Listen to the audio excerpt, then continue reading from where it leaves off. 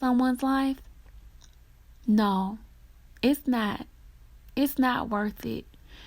Not at all. It wasn't worth it for Moses. I'm sure if he could have taken that back, he would have. I'm sure he asked for forgiveness and God forgave him, but he did not want to live with that consequence. I'm sure he didn't. And then not only was he not able to see the promised land, no one in that entire generation was able to make it into the promised land. And that really was that incident with that staff was somewhat like a foretelling of the fact that they would not see the promised land, because Moses was supposed to use the staff to guide them into God's provision, and instead he let that malice get the best of him, and he got angry with them and struck the rock. So that was somewhat of a foretelling of how the anger he had was going to prevent him from being able to complete the destiny that God had prepared for him. Instead of him leading them all the way to the promised land, they did not make it, and he was not able to see the promised land either. So you have to make sure that you're not letting wrath or bitterness get the best of you and cost you something big. So Moses paid a large price for his unwillingness to forgive and release others. Hear me. The Lord knows your heart better than you know your own heart. The Lord knows it is difficult to serve. The Lord has offered the comfort of prayer, the Bible, and the indwelling of the Holy Spirit when we feel overwhelmed and angry. Anger is not a sin. You can give your bitterness to God. You can give your desire for revenge and your desire to prove them wrong to the Lord. The Lord is capable of dealing with all of our inadequacies. He can completely change your heart, mind, and emotions without any help from you. All you have to do is admit it to Him and release. So I know because we're Christians and some of us are type A like me, we want to set up a little goal sheet and we just want to automatically just forgive and I just want to complete this task. Look, the Holy Spirit, the zeal of the Lord will do it for you without you needing to do any fleshy things. All you have to do in your spirit, give it to the Lord, release it, admit it to Him. God, this is how I really feel. And Lord, I want you to do a work in me because I do not want to feel like this. I want to be free to love others, and I want to be free to fulfill my destiny for you. So Lord, just take it away. Just talking to God and just telling Him how you really feel, and He will, by His power, release it from you. He will change your heart, mind, and emotion. Sometimes I've waken up and I think, what? This doesn't bother me anymore. Or I'll think about something will come to my memory and I'll say, man, my heart is not broken about that anymore. And it's not anything that I did, but the Lord, when I gave it to Him, He just mended my heart. So,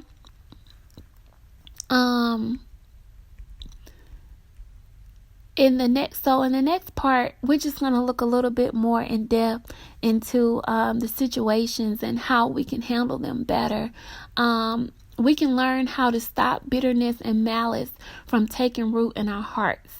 Listen, if you can stop the symptoms from developing into a full-blown disease, and if we can detect those symptoms and visit the healer early, we will be healed, and it'll be easier to release things. The earlier you detect the the symptoms of bitterness and malice, the easier it'll be to release, get over it, and move on. Okay? So, it's a difference though. If you detect it early, it's easier to release. If you detect it later, it's more difficult. It's easier to treat a cold than it is the flu. It's easier to treat symptoms in the early stages of a disease than in the later, fully blown stages of a disease. So if you've been dealing with malice and bitter in your heart for many years over something, it may take some time. But let me tell you, God is faithful. You may have to pray that prayer of release a few times. But I'm going to tell you something. God is faithful. And He will change your heart. If that is the sincere prayer of your heart, God will change your heart. God will change your emotions. God will heal your mind. And you will be free. If that is your sincere prayer and you take it before the Lord. So when people have opposition, so the first thing, when people have opposition towards you, begin to pray before you even reach out to them. That's how you catch it in the early stage. Before you try to talk to them, stop and pray. Allow God to reveal your next steps. The truth is that the Israelites, they were wrong. And they were being very disrespectful to their leaders and to God. However, when you are the servant, meaning you are the leader, you are the Christian, or you are the person in authority, you cannot allow the actions and words of others to affect you. That is difficult. That is not easy. I am not going to tell you that is easy, because I would be being dishonest. It's not easy to treat people with respect when all they do is try to disrespect you intentionally. That's not easy. It's not easy to be kind to people that maliciously plan to be unkind to you. That's not easy, but it's worth it. To be in right standing with God is worth it. To be able to fulfill your ministry, your calling, is worth it.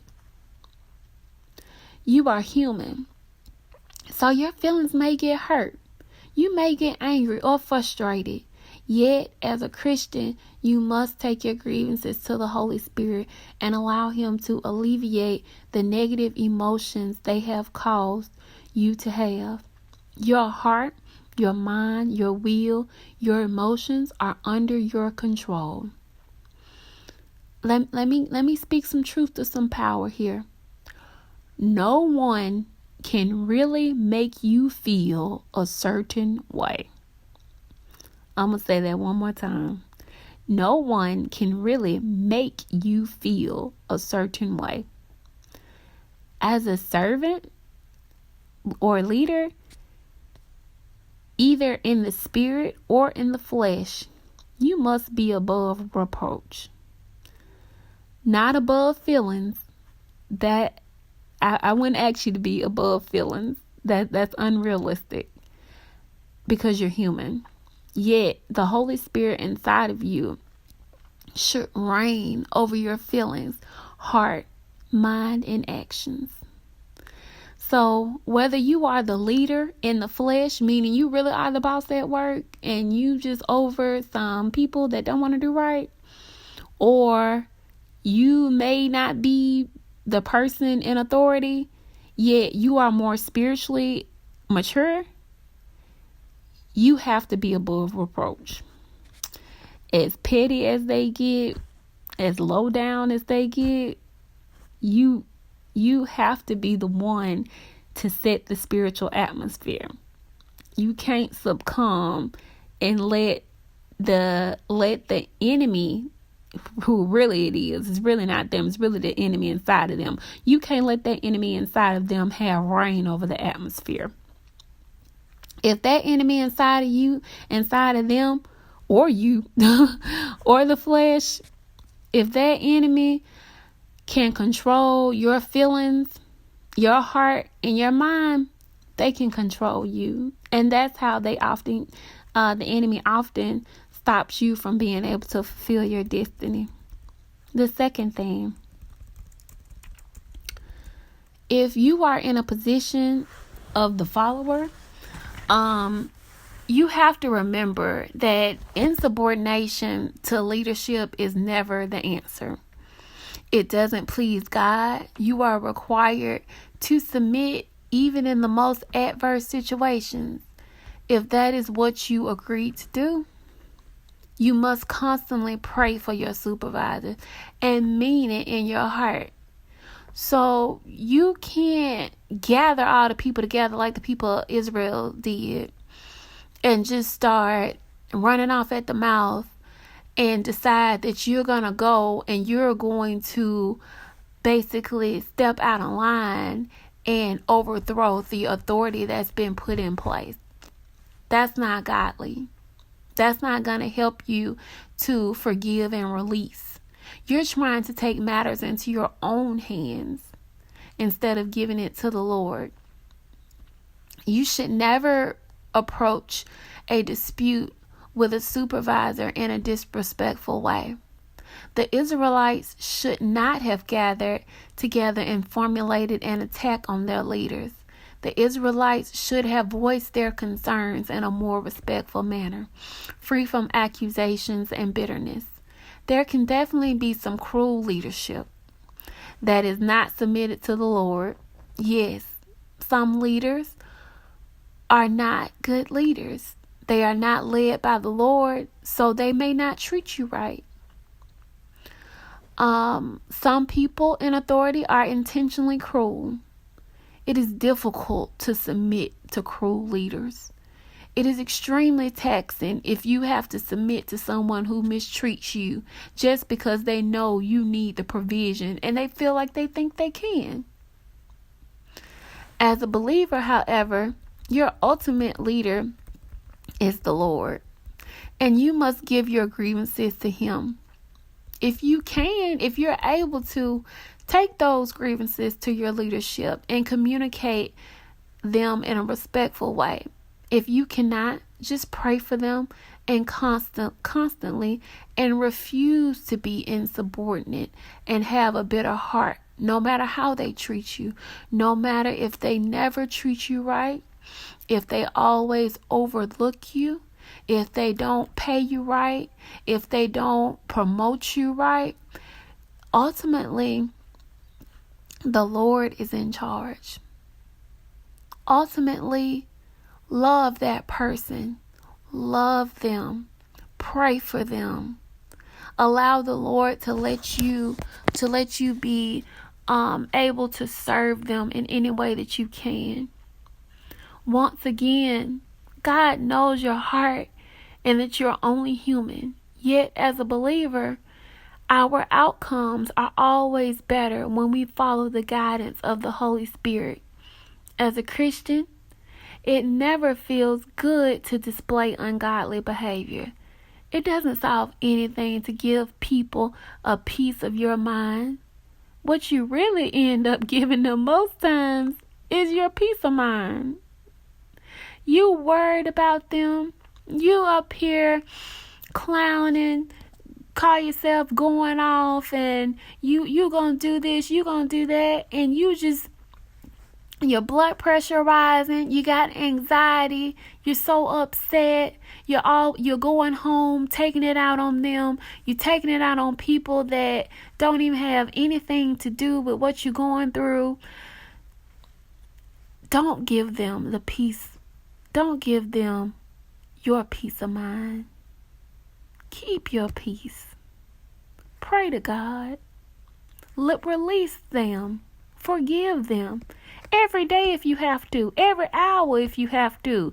On your way home from work, I like to sometimes I turn on my gospel music and I'll just pray.